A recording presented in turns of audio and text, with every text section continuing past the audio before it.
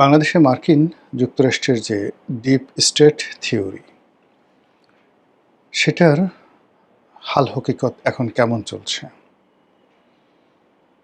যেভাবে Donald Trump প্রথমে বলেছিলেন যে অন্য কোনো দেশের সরকার পরিবর্তন করার জন্যে আমেরিকার যে ডিপ স্টেট থিওরি রয়েছে, পলিসি রয়েছে, এটা আর আমেরিকা করবে না।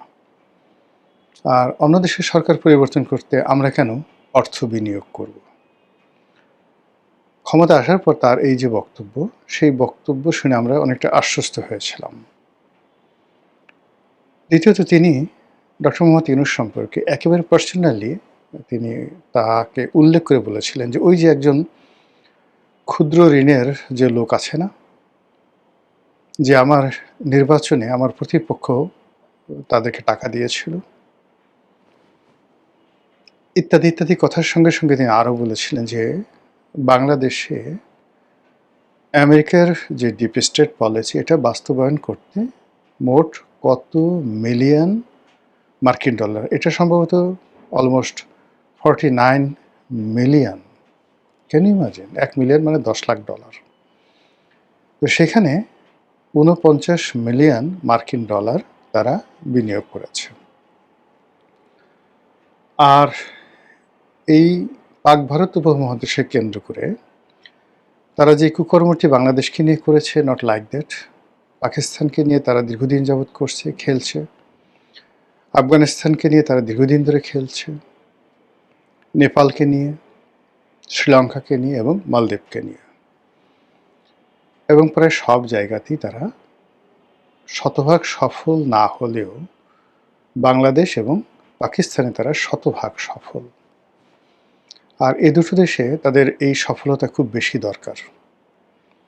ভারতকে এবং চীনকে চাপে রাখার জন্য পাকিস্তানের সীমান্তে, অর্থাৎ ভারতের যে পশ্চিম সীমান্ত রয়েছে, সেই পশ্চিম সীমান্তে পাকিস্তানকে শক্তিশালী করা এবং পাকিস্তানকে অশান্ত করা, সেখানে জঙ্গিবাদের প্রশ্রয় দিয়ে ভারতের ভিতরে যে মৌলিক কতগুলো গুণাবলী গড়ে উঠেছে, আধুনিক রাষ্ট্রের মৌলিক গুণাবলী, তো সেই গুণাবলীগুলো ধ্বংস করে দেওয়া, এই কাজগুলো খুব সুকৌশলে আমেরিকা করে যাচ্ছে। অন্যদিকে আফগানিস্তানে একটা অশান্ত পরিবেশ রেখে সিআইএস কান্ট্রিগুলো চীন এবং পাকিস্তান তাদেরকে চাপের মধ্যে রাখা। আর বাংলাদেশে যে ডিপ স্টেট পলিসি, সেই ডিপ স্টেট পলিসি তাদের যে ফাংশনগুলো সেগুলো আরও মাল্টিপারপাস। এক নম্বর হলো মায়ানমারের যে রাজনীতি, সেই রাজনীতিতে তারা সরাসরি হস্তক্ষেপ করতে চাচ্ছে। মায়ানমারের আরাকান রাজ্যে তারা একটা রাষ্ট্র প্রতিষ্ঠা করতে চাচ্ছে, মূলত ভারত চীনকে শাসন করার জন্য আর বঙ্গোপসাগরের উপরে একছত্র আধিপত্য বিস্তার করার জন্য। ভারত যেখানে তাদের কালাধান প্রজেক্ট বাস্তবায়ন করতে যাচ্ছে, চীন যেখানে তাদের সিল্ক রুট তার একটা কেন্দ্র সেখানে প্রতিষ্ঠা করতে যাচ্ছে, সেটি মূলত আমেরিকা দখল করতে চাচ্ছে। এবং এটা আমেরিকা 1953-তে 53 সনে এই তাদের যে বার্মা অ্যাক্ট, এটি তারা গ্রহণ করে। এবং এই বার্মা অ্যাক্টটি 53 সালে গৃহীত হলেও এটি 1933 সনে তারা প্রথম এটা ইনিশিয়েট করে, এই বার্মা অ্যাক্টের বিষয়ে, থিওডোর ডি রুজভেল্টের জমানাতে। তারপর 20 বছর ধরে এটা পরীক্ষা নিরীক্ষা গবেষণা চালিয়ে তারা যে প্রকল্পটি গ্রহণ করে সেটি হলো বার্মা অ্যাক্ট, যেটি 1953-তে তারা আইনগত ভিত্তি দেয়। বোঝার চেষ্টা করুন, 53 থেকে 2000 সন পর্যন্ত 47 বছর, আর 47 বছরের সঙ্গে আপনি যোগ করেন 26 বছর, কত বছর হলো? এই পুরো সময়টা জুড়ে এই পাক ভারতের এই অঞ্চলটিকে, অর্থাৎ মায়ানমার, বাংলাদেশ, তারপর ভারত, পাকিস্তান, এখানে তারা বহু বিনিয়োগ করেছে। তারা একজন অং সান সুচি মায়ানমারে তৈরি করেছে, বাংলাদেশে ডক্টর মোহাম্মদ ইউনূস তৈরি করেছে। তারা অং সান সুচিকে ক্ষমতায় বসিয়েছিল, কিন্তু তারা রাখতে পারেননি। এবং এই অং সান সুচির জমানাতেই রোহিঙ্গা সমস্যাটা প্রবল আকার ধারণ করে।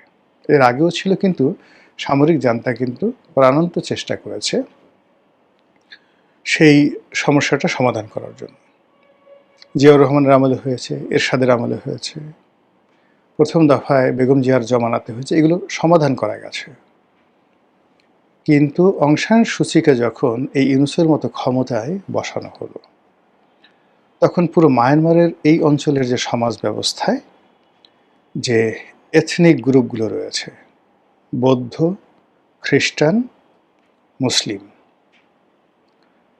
তারপরে বার্মিজ, চট্টগ্রামী এবং চাইনিজ, তার সঙ্গে সঙ্গে কুকিচিন, এদের মধ্যে যে জাতিগত বিভেদ, বিসংবাদ এবং হেট্রেড, ঘৃণা এমন আকার ধারণ করেছে, প্রতিটি পক্ষ অস্ত্র হাতে তুলে নিয়েছে। আর তার প্রেক্ষিতে বৌদ্ধরা সেখানে শক্তিশালী হয়ে তারা মুসলমানদেরকে বিতাড়িত করেছে এই মার্কিন যুক্তরাষ্ট্রের চক্রান্তের কারণে। একই অবস্থা ধরুন ইউনূস মাত্র 18 মাস ক্ষমতায়।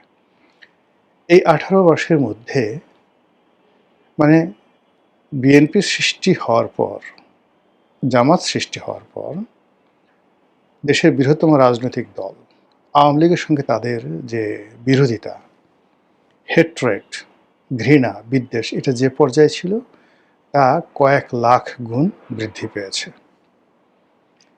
এখন সারা বাংলাদেশে এই তিনটি বৃহত্তম রাজনৈতিক দলের মধ্যে যে পারস্পরিক ঘৃণা, বিদ্বেষ, হানাহানি, মারামারি যে পর্যায়ে চলে গেছে, রাষ্ট্র ব্যবস্থা দুর্বল হওয়ার সঙ্গে সঙ্গেই এখানে ঠিক আরাকান রাজ্যে যে অবস্থা হয়েছে ওইরকম অবস্থা হবে। আরাকান আর্মিরা যেভাবে চীন থেকে, তারপরে ব্যাংকক থেকে, মানে থাইল্যান্ড থেকে অস্ত্র সংগ্রহ করেছে, এখানে যে গ্রুপটি শক্তিশালী হবে তারা অস্ত্র হাতে তুলে নেবে। কেউ হয়তো পাকিস্তানের অস্ত্র পাবে, কেউ হয়তো চীনের অস্ত্র পাবে, কেউ হয়তো ভারতের অস্ত্র পাবে। এবং এটা যখনই হয়ে যাবে মারামারি, কাটাকাটি, হানাহানি, আর ঠিক সেই সময়টাতে তারা যে বার্মা একটা করতে চাচ্ছে, সেই বার্মা একটা তারা চোখ বুজে করতে পারবে, বিকজ ওটা ওই অংশে 100% হয়ে আছে, মানে আরাকান অংশে হয়ে আছে। এখন বাংলাদেশে সেই জিনিসটি কখন কিভাবে হবে সেই বিষয়গুলো নিয়ে মার্কিন চক্রান্ত কোনো অবস্থাতেই থেমে নেই। এখানে অবস্থা দৃষ্টে মনে হতে পারে যে হয়তো শেখ হাসিনাকে ক্ষমতাচ্যুত করার জন্যে মূলত এই কাজগুলো করা হয়েছে। Not like that. শেখ হাসিনার সঙ্গেও আমেরিকার একটা ভালো সম্পর্ক ছিল, যেভাবে পশ্চিমবঙ্গে মমতা ব্যানার্জির সঙ্গেও আমেরিকার একটা ভালো সম্পর্ক ছিল। কিন্তু মমতা ব্যানার্জি এবং শেখ হাসিনা পরস্পর দুই মেরুতে থেকে একটি রাজনৈতিক পরিমণ্ডলে যে হেট্রেড তৈরি করেছে, বিভেদ তৈরি করেছে, সেই বিভেদের ফলে বাংলাদেশে একটা অভ্যুত্থান হয়ে গেছে, আর ওখানে মমতা ফিনিশ হয়ে গেছে।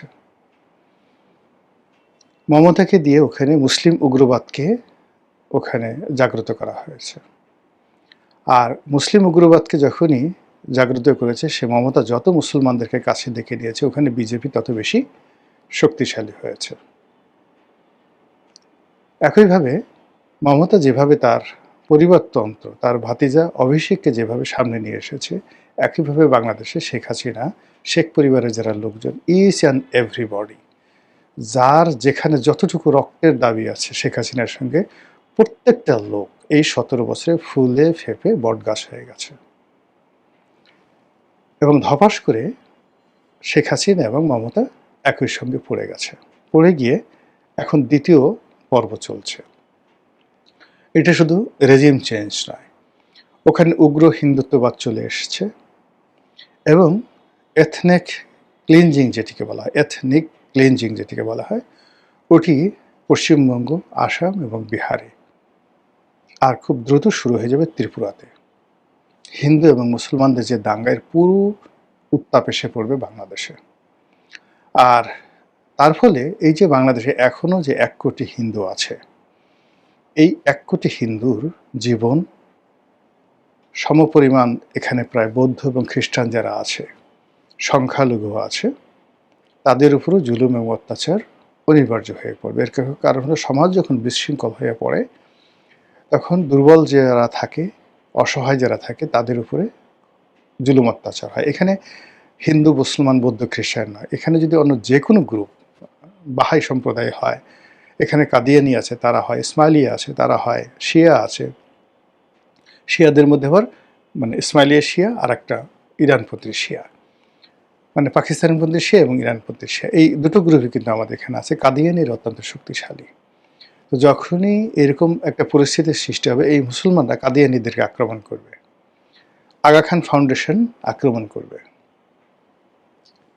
এরপরে আরও অনেক কিছু, তারপর আহলে সুন্নাত ওয়াল জামাতরা জামাত ইসলামীকে আক্রমণ করবে, জামাত ইসলামী মাজারগুলোকে আক্রমণ করবে, হেফাজত তাবলিগকে আক্রমণ করবে, তাবলিগের এক গ্রুপ আরেক গ্রুপকে আক্রমণ করবে।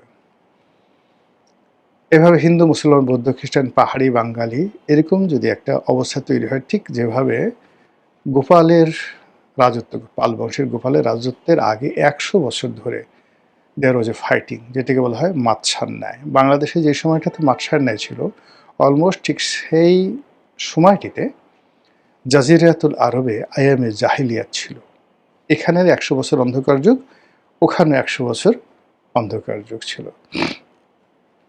তো এই যে একটা ঐতিহাসিক টানাপোড়েন, সেই টানাপোড়েন আবার আমরা সেই জায়গাতে পৌঁছে গেছি প্রায় 1500 বছর পরে।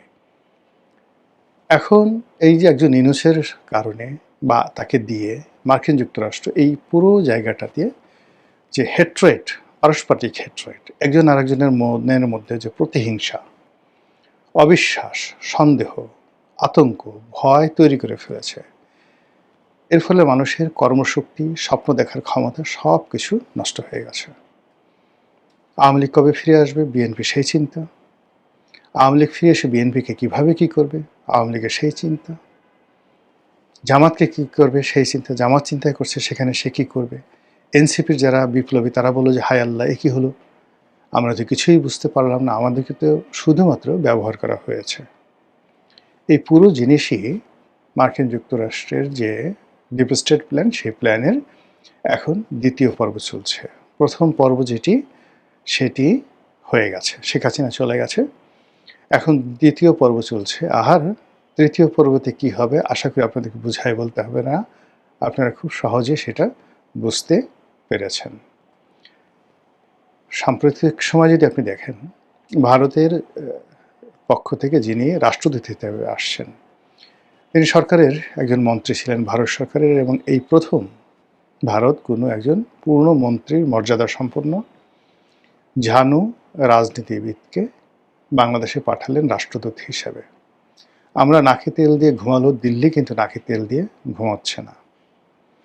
তারা এই মার্কিন যুক্তরাষ্ট্র, চীন, তাদের যে এই খেলা, গাঙ্গেয় বদ্বীপকে নিয়ে যে খেলা, তারা ঠিকই বুঝতে পেরেছে। দে আর মাস মোর অ্যালার্ট, মোর দ্যান এনিথিং। আবার আমেরিকা এই যে ভদ্রলোককে এখন রাষ্ট্রদূত হিসেবে পাঠিয়েছেন, তিনি মিস্টার ব্রেন্ট ক্রিস্টেনসেন। অতীতে আপনি দেখুন যে এই ভদ্রলোকের চোখের দিকে তাকিয়ে দেখুন, তার বডি ল্যাঙ্গুয়েজ দেখুন, এবং 1972 থেকে এখন পর্যন্ত সকল রাষ্ট্রদূতকে একে অপরে দেখতে থাকুন। দেখি এই ভদ্রলোককে আপনার কী মনে হয়? সবার সাথে ব্যতিক্রম, আকার, আকৃতি, চাহনি, কথাবার্তা, পোশাক আশাক, কর্মকাণ্ড সব কিছুতেই অতি সতর্কতা, অতি অভিনয়, অতি ভালো মানুষই হওয়ার চেষ্টা এবং অতি বেশি মুভমেন্ট। 1 মিনিটে প্রধানমন্ত্রীর সাথে দেখা করছে, বিরোধী দলীয় নেতার সাথে দেখা করছে, কখনো কখনো তাদেরকে ডেকে পাঠাচ্ছে। রাতের আধারে অনেকের সাথে বৈঠক করছে, কোনো মিডিয়া জানছে না, আর যাকে ইচ্ছে তাকে মার্কিন রাষ্ট্রদূত ডেকে নিচ্ছেন, কথা বলছেন এবং তিনি মুভমেন্ট করছেন, জাস্ট লাইক ইস্ট ইন্ডিয়া কোম্পানির গভর্নর জেনারেল অথবা ব্রিটিশ এম্পায়ারের ভাইসরয় হিসেবে। তো এই যে বাংলাদেশে যে সকল তৎপরতা চলছে, এই তৎপরতার প্রেক্ষিতে আপনি দেখবেন যে যখন ঘূর্ণিঝড় আসে, কিছু পাখপাখালি ঝড়ের আগে উড়তে থাকে, ভূমিকম্পের আগে কিছু প্রাণী নড়াচড়া করতে থাকে। তো ওইরকম কোনো একটা গরু মারা যাবে, এটা কেউ টের না পেলেও মরার আগে শকুনগুলো টের পেয়ে যায়, তারা উড়তে থাকে। তো সেই দিক থেকে আপনি দেখবেন যে মার্কিন ডিপ স্টেটের যে সকল এজেন্ট, যে বিভিন্ন গ্যাং, তারা নড়াচড়া করছে। এই 4-5 মাস ধরে, অর্থাৎ নতুন সরকার ক্ষমতায় আসার পর থেকেই তারা নতুনভাবে নড়াচড়া শুরু করেছে। 180 ডিগ্রি অ্যাঙ্গেলে তারা উত্তেজনা ছড়াচ্ছে, কখনো দেশ বিরোধী, কখনো সরকার বিরোধী, কখনো রাষ্ট্র বিরোধী, কখনো বিএনপি বিরোধী, কখনো আওয়ামী লীগ বিরোধী, কখনো জামাত বিরোধী। অ্যাজ এ হোল ভালোকে ভালো বলা, মন্দকে মন্দ বলা, সরকারকে প্রমোট করা, এ ধরনের কোনো কাজই কেউ করছে না, বরং একে অপরের সঙ্গে দ্বন্দ্ব এবং সংঘাত, অভিঘাত বাঁধিয়ে দেওয়ার জন্য তারা সেই পুরনো চালগুলো চালছে, যেই চালের কারণে আরাকান রাজ্যে 10 থেকে 12টি পক্ষ পরস্পরের বিরুদ্ধে অস্ত্র হাতে তুলে নিয়েছে। আমাদের এই দেশটি 18 কোটি মানুষ, ছোট্ট একটি ভূখণ্ড। এখানে আসলে কোনো অরণ্য নেই, পাহাড় নেই, যা আছে একেবারে সীমিত। এগুলো মানে জঙ্গল সলিমপুরের মতো। আমাদের 18 কোটি মানুষ যদি মনে করে যে আমরা এখন সুন্দরবনে, সরকার অনুমতি দেয়, সুন্দরবনে তোমাদেরকে জমি দেওয়া হলো, উইদিন 1 সপ্তাহের মধ্যে সুন্দরবন দখল হয়ে যাবে এবং সমস্ত সুন্দরবনে আপনি কোনো রয়্যাল বেঙ্গল টাইগার, হরিণ, গাছ গাছালি কিচ্ছু পাবেন না। যদি বলা হয় পার্বত্য চট্টগ্রামে আপনারা গিয়ে বসতি স্থাপন করুন, যে যতটুকু দখল করতে পারবেন তার ততটুক, পার্বত্য চট্টগ্রাম সাবাড় হয়ে যাবে, কিচ্ছু থাকবে না। তো আমাদের জনসংখ্যা এত বেশি যে আমাদের এই জনসংখ্যার কারণে পাহাড়, নদী, সমুদ্র কোনো কিছুই নিরাপদ না। যদি বলা হয় পদ্মা নদী তোমাদেরকে লিজ দিয়ে দেওয়া হলো, যে যতটুকু দখল করতে পারো তোমাদের, দেখবেন যে পদ্মা নদী পুরোটা বাঁশ দিয়ে ঘেরাও করে বাঙালি দখল করে ফেলেছে। There is no river. এ কারণে এত বেশি জনগণ, এটাকে আসলে জনগণের অরণ্য বা জনগণের বনাঞ্চল বলা যেতে পারে। আপনারা জানেন যে বনের, অরণ্যের একটা দিন আছে, রাত্রি আছে, অরণ্যের একটা আইন আছে। তেমনি জনগণ যখন অরণ্যে পরিণত হয়ে যায়, সেই অরণ্যেরও অনেকগুলো রোদন আছে, কান্না আছে, ভয়ঙ্কর দীর্ঘশ্বাস আছে, অরণ্যের দিন আছে, রাত আছে, অরণ্যের আইন, দ্য জঙ্গল আইন, সেটা আছে। তো এই জনগণ যদি অনিয়ন্ত্রিত হয়ে যায়, এই জনগণের মধ্যে যদি পারস্পরিক হেট্রেট চলে আসে, অভিঘাত চলে আসে, তারা পরস্পরের বিরুদ্ধে অস্ত্র হাতে তুলে নেয়, সেটা ঢাল সুরকি থেকে শুরু করে খুন্তি, কোদাল, AK-47 থেকে শুরু করে sniper rifle, what ever maybe,